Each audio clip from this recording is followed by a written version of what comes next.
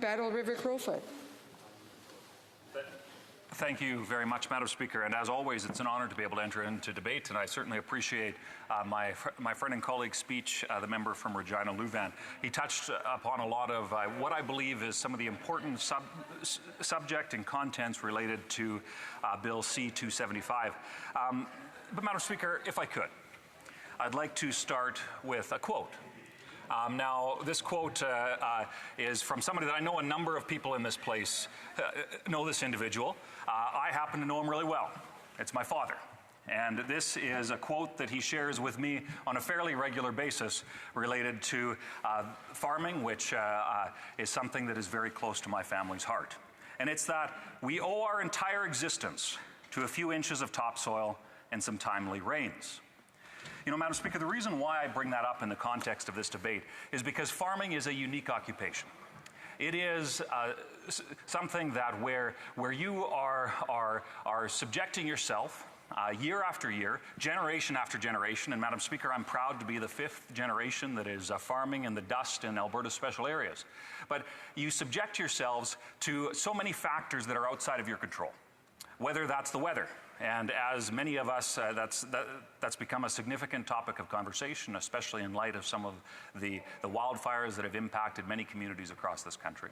And you're subject to market conditions that a small farm, or a large farm, quite frankly, in the context of the larger global situation, you're a price taker. You don't have any control over how much you sell your products for. You also don't have control over how much the products cost in terms of inputs to put into the ground. So, Madam Speaker, when it comes to the larger context, the reason why I wanted to start with that quote is because I think it's important for people in this place to understand how there are so few factors that are within a government's or any individual's control when it comes to a farm operation.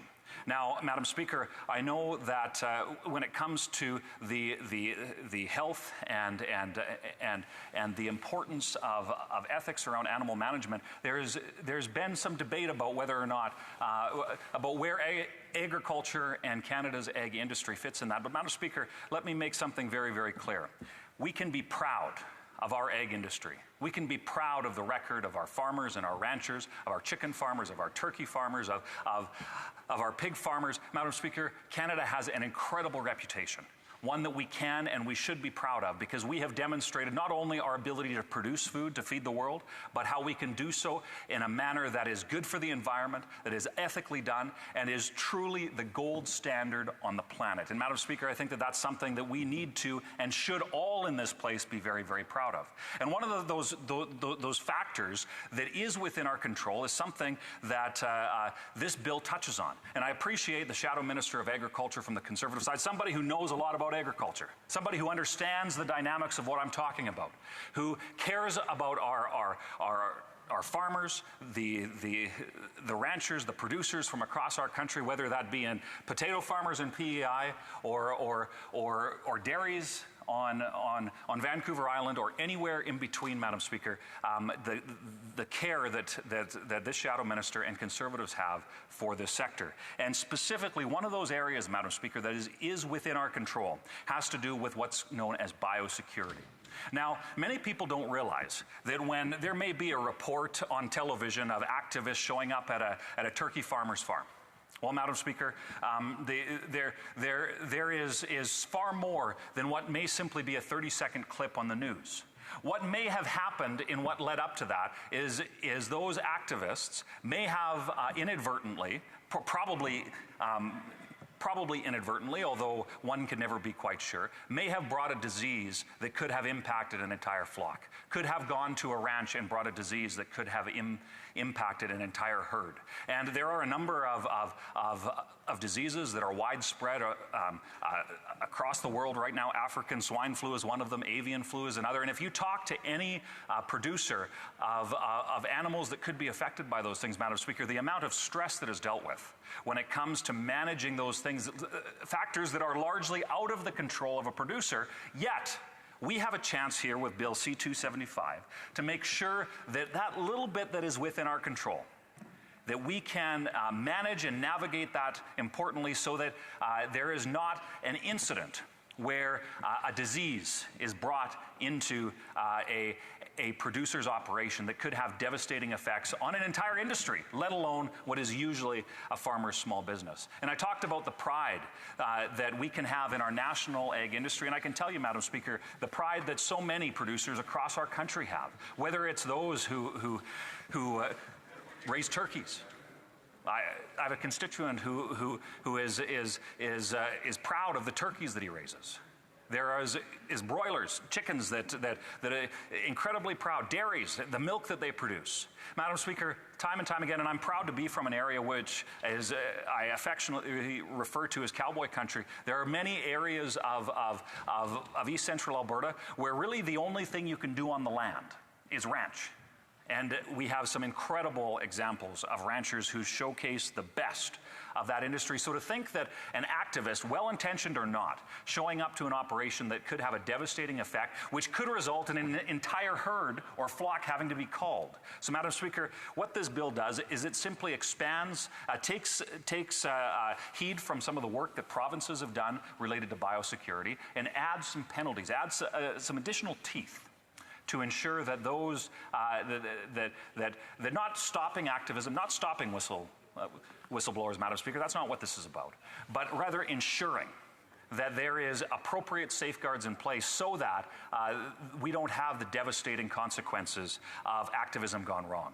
And I know, Madam Speaker, although there are some activists certainly across the way, I know that our Minister of the Environment is probably one of the only members of this House that's been to prison, and he did so because he was an illegal activist. So I know they understand a little bit about what activism is about. But, Madam Speaker, we're talking about making sure that the livelihoods and welfare of farmers, and then to ensure that the livelihoods and welfare of the animals is protected. And this is a very, very straightforward way to do that. Now, Madam Speaker, something else that this bill does that I think is so very, very important is that it talks about mental health. Now, mental health is a significant issue across our nation.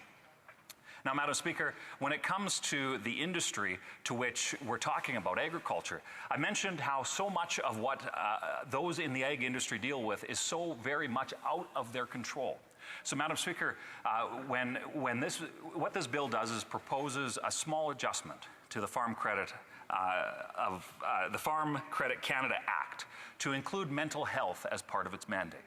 Now, Madam Speaker, what is significant about this is Farm Credit Canada, as a lending institution, a Crown Corporation lending institution, has now, if this bill passes, the ability to include mental health resources as part of its core mandate. Now, in kudos to many at Farm Credit, this is already part of what they do. In fact, if you Google farming mental health, Farm Credit Canada is one of the sites that come up and has some good resources and a checklist, for example, Madam Speaker. But in the time of what can be incredibly stressful, whether that's around calving time where for a rancher hours of sleep are short, or seeding or harvest for a farmer, or any of the other times of year that can have undue stress that have a significant impact on a farmer. Madam Speaker, to be sure, we need to do everything we can to promote mental health amongst an industry that is so vitally important for our country. And again, it cannot be understated how important this sector is. So Parliament being able to recognize that there has to be these teeth when it comes to ensuring that we do not put the livelihood of a herd or a flock at risk, to ensure that there are protections for those farmers who work diligently each and every day while striking that right balance to ensure that it doesn't stifle freedom of speech or anything like that. But further, Madam Speaker, to acknowledge the necessity of mental health as part of the conversation. And Madam Speaker, I would point to a number of great examples, Facebook pages and farmers and ranchers and others involved in the ag industry that have taken the cause upon themselves to ensure that they're promoting things like mental health in the sector. Incredible work, Madam Speaker, that although I have less than a minute left, I'd love to be able to talk more about that. But Madam Speaker, in summation, I would simply emphasize this. When a piece of legislation comes before this House that strikes the right balance and protects what is certainly one of the most significant industries in my constituency, but is truly for any person in this country who eats, is one of the most significant industries that we have. Taking those steps to ensure that we can provide that protection when so many factors are out of our control, Madam Speaker, this is a simple step that can be taken to not only promote mental health, but ensure biosecurity on farms, and it is worthy of all of our support. Thank you.